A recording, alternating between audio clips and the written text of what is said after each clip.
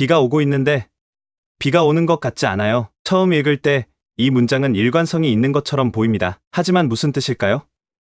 의미를 전달한다면 그것은 무엇일까요? 의미가 없다면 그것은 무의미합니다. 하지만 어떻게 그렇게 일관성 있게 들리는 문장이 무의미할 수 있을까요? 이 문제는 철학에서 무어의 역설로 알려져 있습니다. 무어의 역설 또는 무어 문장은 화자가 그 동일한 명제를 믿지 않는다는 믿음과 함께 명제가 말해질 때 발생합니다. 많은 사람들이 각 절의 맥락을 바꾸어 일관성을 강요하거나 문장을 터무니없다고 하지만 모순되지는 않음 기각함으로써 이 역설을 해결하려고 시도했습니다.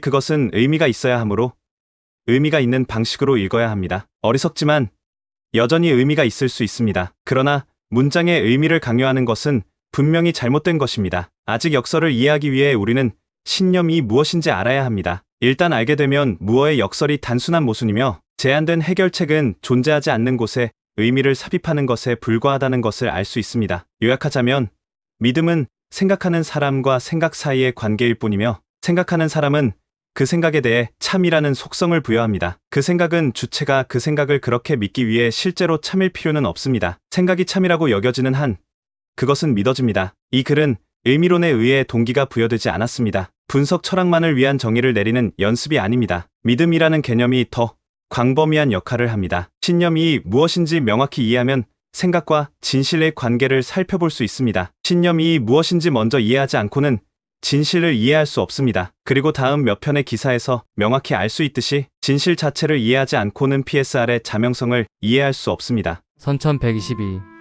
아주 좋습니다. 제가 한 가지 불평은 무의미하다는 용어에 대한 것입니다. 당신은 무어 문장이 무의미하다고 결론 내렸지만 저는 그 주장에 단서가 필요하다고 생각합니다. 당신의 주장은 명제에 대한 일종의 검증주의적 주장이지만 명제적 태도와 심리학을 평가할 수 없고 평가하려고 하지도 않습니다. 그러니 좁은 검증주의적 관점에서 보면 무어 문장은 의미가 없다는 당신의 의견이 옳습니다. 하지만 문장의 저자는 청자 독자의 명제적 태도를 통제할 수 없습니다. 이런 의미에서 의미는 문장의 속성이 아니며 맥락에 따라 매우 다릅니다. 예를 들어 비가 오고 있지만 비가 오는 것 같지는 않다는 문장을 매트릭스의 대사와 같은 방식으로 이해할 수 있을까요? 분명히 그렇지 않습니다. 이 맥락에서는 언급되지 않은 관련된 암시적 명제가 있기 때문입니다. 비가 오는 것처럼 보일 수 있다. 이것은 AI 연구자들을 괴롭히지만 인간의 마음에는 사소하게 쉬운 종류의 상식적 추론 문제의 전형적인 예입니다. 영화 매트릭스의 모달, 허구에 대해 우리가 아는 모든 것을 감안할 때 우리의 마음은 비가 오고 있지만 비가 오는 것 같지는 않다는 문장을 비가 오는 것처럼 보이지만 비가 오는 것 같지는 않다는 의미로 즉시 이해합니다. 이 맥락에서 이 문장은 분명히 의미가 있습니다. 계약주의자, 건설 중인 윤리. 요약. 이 글은 무어의 역설을 이해하는 데 사용되는 믿음의 정의를 제시하고 옹호합니다. 무어의 역설은 말하는 사람이 어떤 명제를 주장하면서 동시에 그 명제에 대한 믿음은 부정할 때 발생합니다. 비가 오고 있지만 나는 비가 오지 않는다고 믿는다. 이 기사는 신념을 진실할 땅을 포함하는 정신 상태로 정의하고 이 정의가 모순되는 신념, 가정대 신념, 진실의 정도 및 무의식적 신념을 어떻게 다루는지 보여줍니다. 궁극적으로 이 기사는 신념에 대한 명확한 개념으로 무어의 문장이 어떻게 일관된 생각을 전달하는데 실패하는지 볼 수 있음을 보여줍니다. 또한 이 신념 개념은 신념, 진실, 이유 사이에 더 깊은 연결을 강조하여 이 서브스택에 대한 추가 논의의 토대를 마련합니다. 박사 구스타프 프라우벤. 나는 비가 온다고 믿는다가 비가 온다와 같은 의미라면 13은 모두 같은 주장을 표현하고 있지 않을까요? 1. 내가 비가 온다고 믿으면 비가 온다. 2. 비가 오면 비가 온다. 3. 내가 비가 온다고 믿는다면 나는 비가 온다고 믿는다. 그러나 1-3은 동일한 주장을 표현하지 않습니다. 2와 3은 필연적인 진리를 표현하지만 1은 그렇지 않습니다. 계약주의자, 건설 중인 윤리. 명제와 믿음이 모두 특정 생각의 참이라는 속성을 부여하기 때문에 우리는 다음을 알 수 있습니다. 나는 비가 온다고 믿는다. 비가 오는 것은 사실이다. 비가 오고 있다. 1-3에 대해서는 일이 무엇을 말하는지에 따라 달라집니다. 비가 온다고 믿는 것이 반드시 비가 온다는 것을 의미한다면 당신은 옳고 성과 같은 의미가 아닙니다. 하지만 이것은 무어 문장이 말하는 것이 아닙니다. 무어 문장의 믿음과 명제절은 그런 식으로 관련이 없기 때문입니다. 1이 내가 비가 온다고 믿는다면 나는 비가 온다고 주장할 수 있다는 것을 의미한다면 1-3은 모두 같은 것을 의미한다. 계약주의자. 문장은 어떤 맥락에서든 원하는 의미를 가질 수 있습니다. 하지만 믿음을 주장한다는 것은 화자가 명제의 진실을 귀속시킨다는 것을 의미합니다. 그리고 명제를 표현하는 것은 또한 그 명제의 진실을 귀속시키는 것입니다.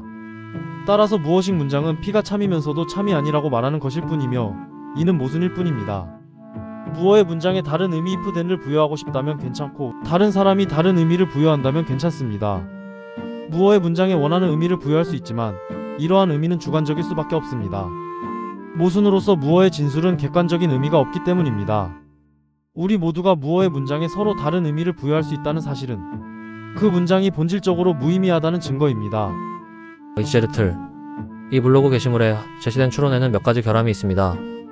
첫 번째는 믿음은 단지 생각하는 사람과 생각 사이의 관계일 뿐이며 생각하는 사람이 그 생각에 대해 진실이라는 속성을 부여하는 것에 대한 이유를 길게 정당화하지만 그것이 명제나 사태가 아니라 생각하는 사람과 생각 사이의 관계인 이유를 설명하는 데는 결코 이르지 않는다는 것입니다.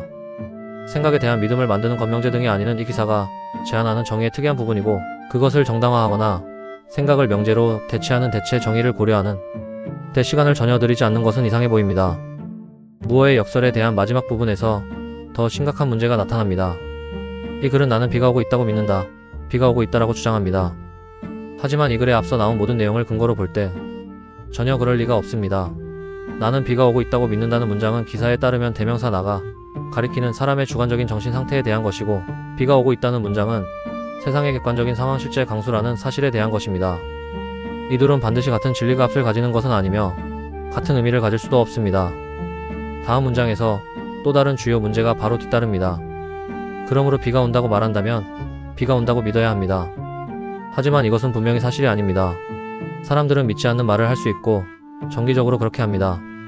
그것은 단지 거짓말일 뿐입니다. 자신이 진실이라고 믿지 않는 것을 주장하는 것입니다. 기사의 믿음에 대한 정의가 거짓말을 정의상 불가능하게 만든다면 그 정의는 실행 가능하지 않습니다.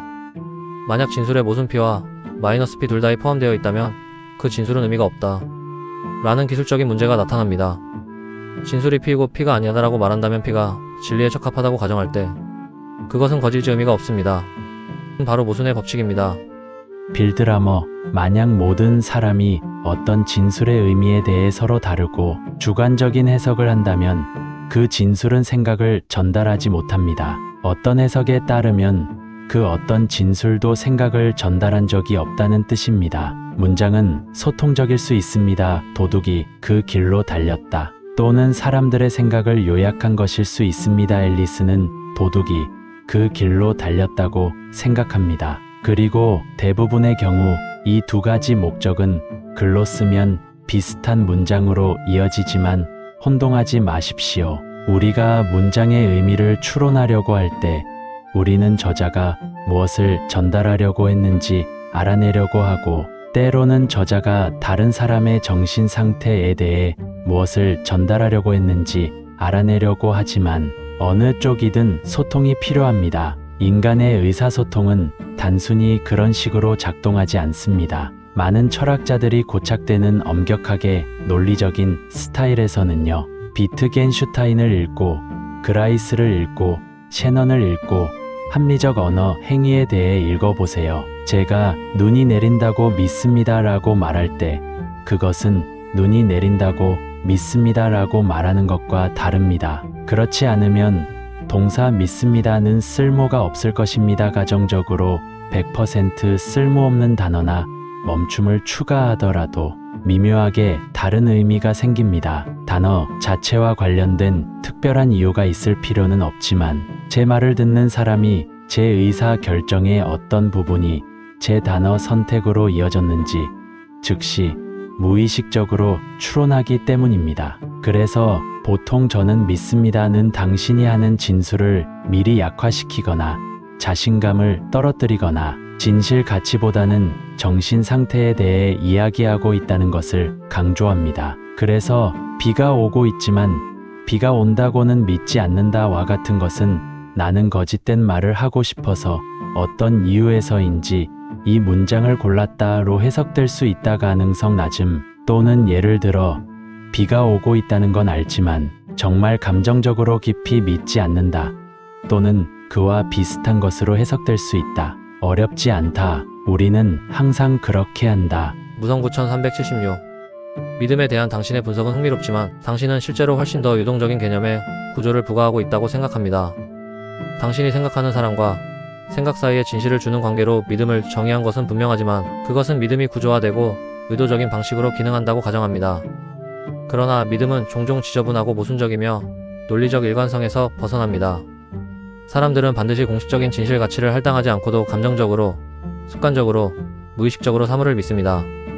무어의 역설은 믿음이 진실에 대한 의도적이고 합리적인 할당이라고 가정할 때에만 역설적입니다. 하지만 사람들은 종종 믿음과 의심을 동시에 갖습니다. 저는 나는 내가 능력이 있다는 것을 알고 있지만 나는 내가 능력이 있다고 믿지 않는다고 말할 수 있으며 이것은 나에게 무의미하지 않습니다. 그것은 이성과 감정 사이의 진정한 긴장을 표현할 것입니다. 이 모순은 오류가 아니며 진술을 무의미하게 만드는 것도 아닙니다. 그것은 단지 인간의 마음이 작동하는 방식을 반영할 뿐입니다. 당신의 주장은 진실에 대한 수축주의적 접근 방식을 취하는 듯하지만 그것은 괜찮지만 무어의 문장이 무의미하다는 것은 반드시 따르지 않습니다. 당신은 진술에 여러 가지 해석이 있다면 객관적인 의미가 없다고 주장하지만 그 기준은 대부분의 언어를 무의미하게 만들 것입니다. 모든 언어는 해석에 달려있기 때문입니다. 무어의 문장이 무의미한 것은 아닙니다. 그것은 단지 믿음과 인식의 분열된 본질을 드러낼 뿐입니다. 궁극적으로 당신의 믿음에 대한 정의는 논리적 분석을 위한 프레임워크로 유용하지만 인간 믿음의 현실을 포착하기에는 너무 엄격합니다.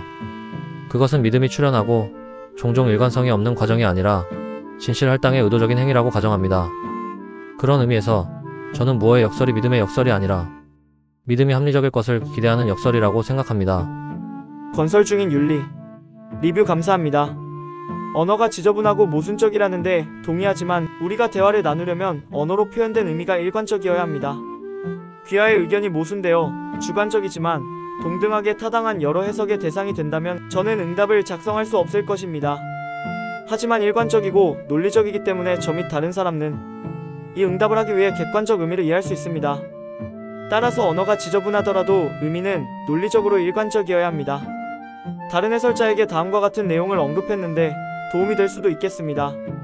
나는 비가 온다고 믿는다어는 비가 오는 것은 사실이다 비를 함축하고 이는 다시 비가 오고 있다 시를 함축함으로 어와 시를 모두 나트이라고 주장하는 것은 어와 어를 모두 나트이라고 주장하는 것과 같으며 이는 명백한 모순이다. 물론 일상 대화에서 우리는 종종 저는 믿습니다 라는 말을 사용하여 우리의 진술을 방어합니다. 그러나 이것은 실용주의 맥락에 따라 달라지는 의미의 문제입니다. 실용주의적으로는 생각을 전달하기만 하면 무엇이든 의미할 수 있기 때문입니다. 사실 어이지만 어는 아니다와 같은 노골적인 모순조차도 주어진 맥락에서 실용주의적으로 의미를 전달할 수 있습니다.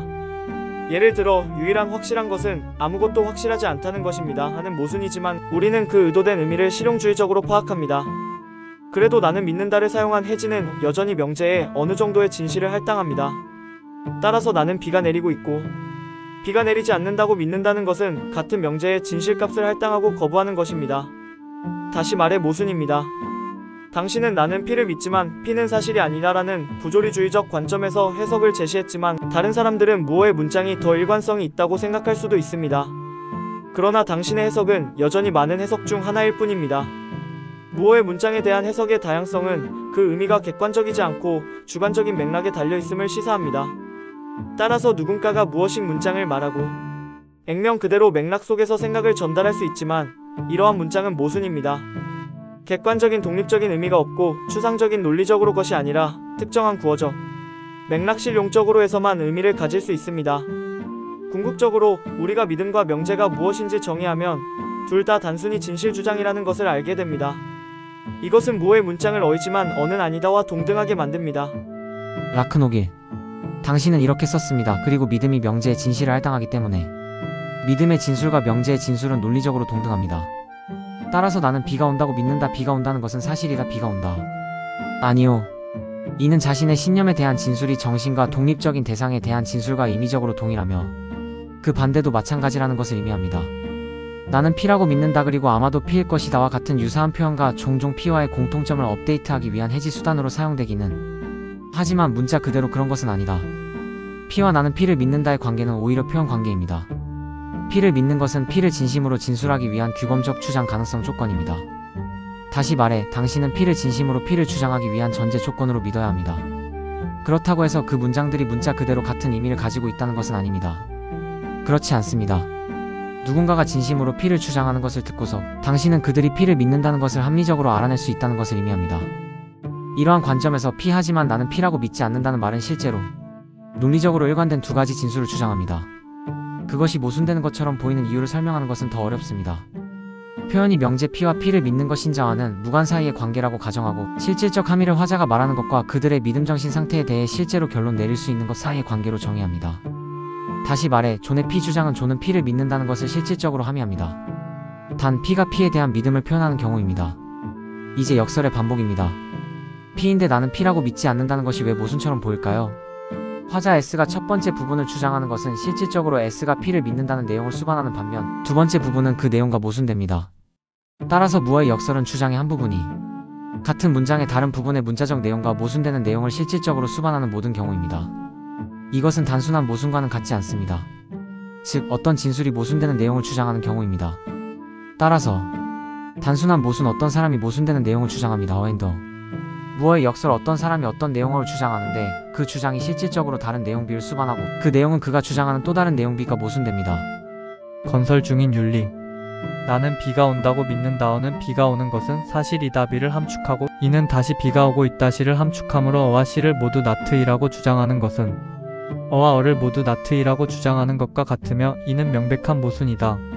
물론 일상 대화에서 우리는 종종 저는 믿습니다 라는 말을 사용하여 우리의 진술을 방어합니다. 그러나 이것은 실용주의 맥락에 따라 달라지는 의미의 문제입니다. 실용주의적으로는 생각을 전달하기만 하면 무엇이든 의미할 수 있기 때문입니다. 사실 어이지만 어는 아니다와 같은 노골적인 모순조차도 주어진 맥락에서 실용주의적으로 의미를 전달할 수 있습니다. 예를 들어 유일한 확실한 것은 아무것도 확실하지 않다는 것입니다는 모순이지만 우리는 그 의도된 의미를 실용주의적으로 파악합니다. 그래도 나는 믿는다를 사용한 해지는 여전히 명제에 어느 정도의 진실을 할당합니다. 따라서 나는 비가 내리고 있고 비가 내리지 않는다고 믿는다는 것은 같은 명제의 진실값을 할당하고 거부하는 것입니다. 다시 말해 모순입니다. 당신은 나는 피를 믿지만 피는 사실이 아니다 라는 부조리주의적 관점에서 해석을 제시했지만 다른 사람들은 무어의 문장이 더 일관성이 있다고 생각할 수도 있습니다. 그러나 당신의 해석은 여전히 많은 해석 중 하나일 뿐입니다. 무어의 문장에 대한 해석의 다양성은 그 의미가 객관적이지 않고 주관적인 맥락에 달려 있음을 시사합니다. 따라서 누군가가 무어식 문장을 말하고 액면 그대로 맥락 속에서 생각을 전달할 수 있지만 이러한 문장은 모순입니다. 객관적인 독립적인 의미가 없고 추상적인 논리적으로 것이 아니라 특정한 구어적, 맥락 실용적으로 해서만 의미를 가질 수 있습니다. 궁극적으로 우리가 믿음과 명제가 무엇인지 정의하면 둘 다 단순히 진실 주장이라는 것을 알게 됩니다. 이것은 무어의 문장을 어이지만 어는 아니다와 동등하게 만듭니다. 레앙푸아르. 생각과 신념 진실은 사람만큼이나 많습니다. 의미를 부여하고 정보를 진실이 아님 상자로 분류하는 방법은 증인과 마찬가지로 자신의 경험에 비해 매우 개인적이고 편향적입니다. 우리는 여전히 우리가 원하는 생각에 진실이라는 속성을 부여할 자유가 있습니다. 당신은 당신의 욕망과 독립적으로 작동하는 당신의 마음에 묶여 있습니다. 마음이 무엇이든 믿으려면 상당한 양의 증거가 있어야 합니다. 직접적인 증거는 진실로 인식되거나 간접적인 증거는 진술 사건을 매우 가능성이 높지만 절대적인 진실은 아니지만 아직은 활용할 것입니다. 마음은 주어진 전제에 대해 어느 정도 회의적이며 확신해야 합니다. 신념 체계는 한 사람의 평생 조건화이며 지금은 다루지 않을 유전학입니다. 마음을 우회하여 상당한 노력 없이 원하는 것을 믿을 수는 없습니다. 우리는 우리의 신념에 따라 행동할 필요조차 없음.